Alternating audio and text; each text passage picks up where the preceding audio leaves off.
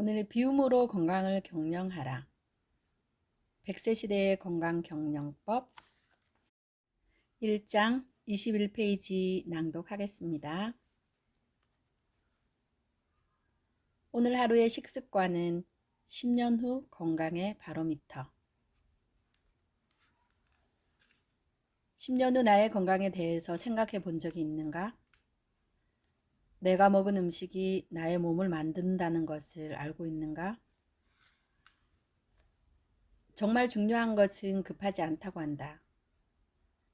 당장에는 별 문제가 없기 때문이다. 하지만 문제가 생겼을 때는 이미 늦은 경우가 많다. 몸을 지키지 못하게 되면 지금 버는 돈, 미래의 꿈도 헛것이다. 몸이란 무엇일까? 몸은 당신이 사는 집이다. 집 안에는 가구도 있고 음식을 만드는 부엌도 있다. 이런 집기들을 오래 사용하다 보면 더러워져서 수년에 한 번씩 도배도 하고 집을 리모델링을 한다. 그러면 또 수년을 사용하게 된다. 우리 몸도 대청소와 리모델링이 필요한 것이다.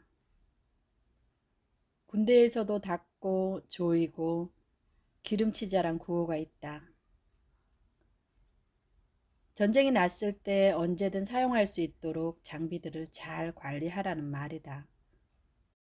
우리도 장기들이 제대로 활동할 수 있도록 닦고 조이고 기름쳐야 한다.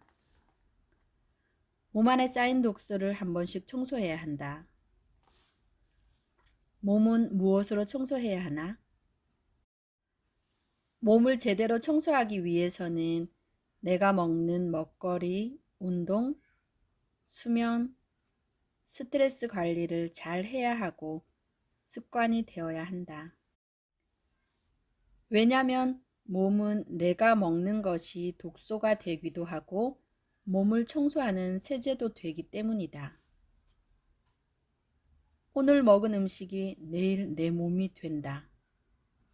그럼 오늘은 어떤 음식을 먹어야 할까?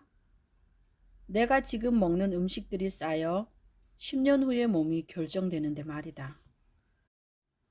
암도 잠복기가 15년에서 20년이라고 한다. 내가 오늘 암이란 판정이 났다면 되돌아보면 내가 먹은 음식과 스트레스 관리를 어떻게 했는지 추적하여 알 수 있다.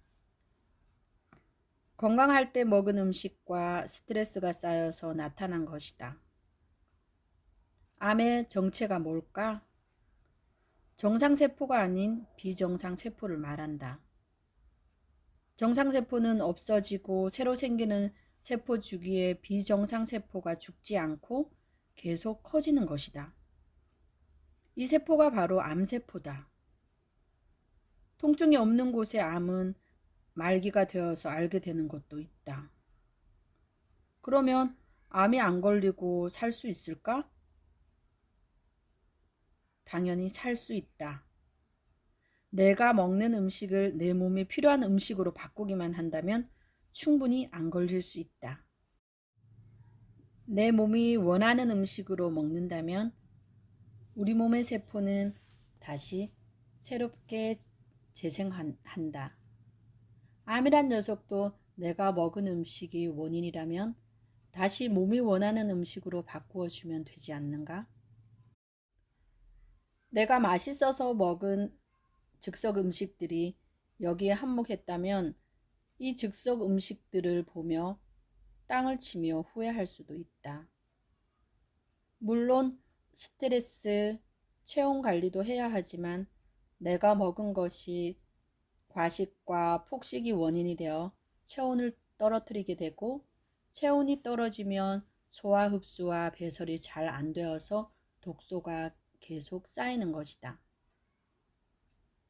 막히면 아프고 뭉치면 아프다.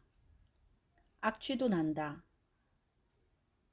암으로 진단되기 전에 몸이 사전에 우리에게 알려준다. 물만 먹어도 살이 찌는 것 같다. 내장 지방이 쌓이는 속도가 빠르기도 하고 음식을 먹기만 해도 식곤증 때문에 어쩔 줄을 모른다.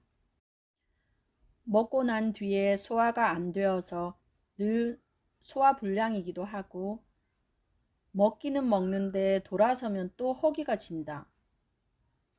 손발은 늘 차갑고 밤에 잠을 푹 자지도 못한다.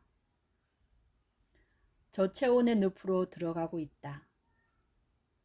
늘 피곤해서 아침에 일어나는 것은 몸이 천근만근이다. 눈에 핏발이 가시지 않고 배변은 계속 물변 상태다. 짜증 거 하는 아무것도 아닌 일에도 감정이 폭발한다. 이런 몸의 느낌을 잘 관찰하면 몸을 살펴볼 수 있을 텐데 약 하루 먹으면 되겠지 하고 그냥 지나쳐 버린다. 이런 것들이 차곡차곡 쌓이다 보면 우리는 골골 80세가 된다.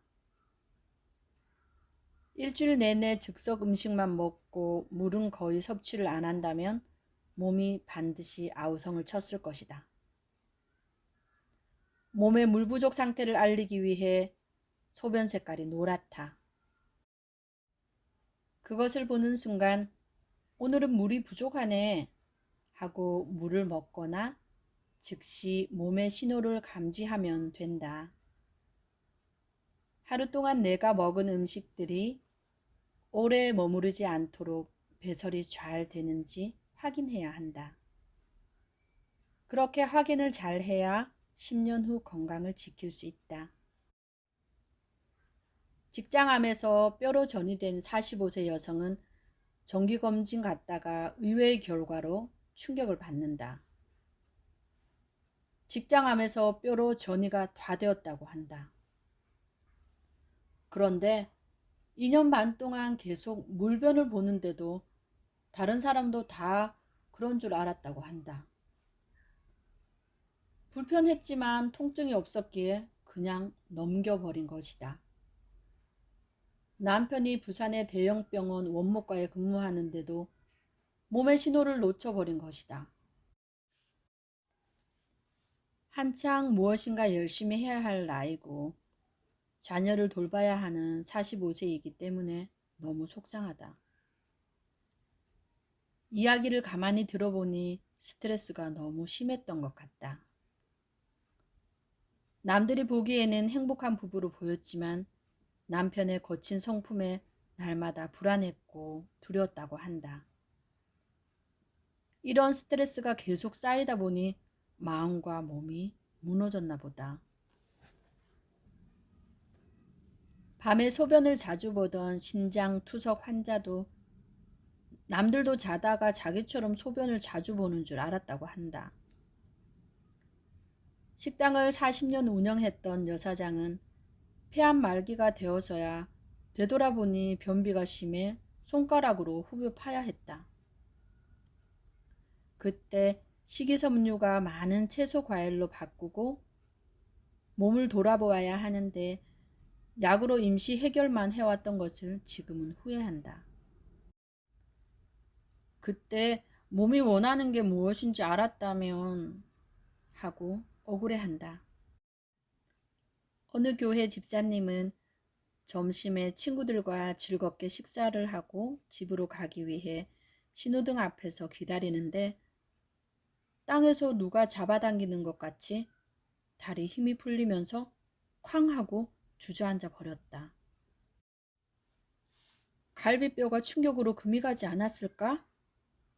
하고 병원에 갔더니 폐암 말기에 뼈까지 전이가 되었다는 청천벽력 같은 소리를 들었다.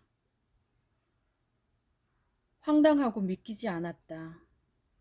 왜냐면 통증도 없었고 기침만 좀 자주 했을 뿐인데 전혀 받아들일 수가 없다고 한다. 투병하고 있을 때 무슨 일을 하셨냐고 물어보았더니 남편이 운영하던 세탁소에서 손님이 맡겨둔 세탁물을 세탁하기 전 주머니를 뒤집어서 터는 일을 30년이나 했다고 한다. 그 먼지가 폐로 들어간 걸까?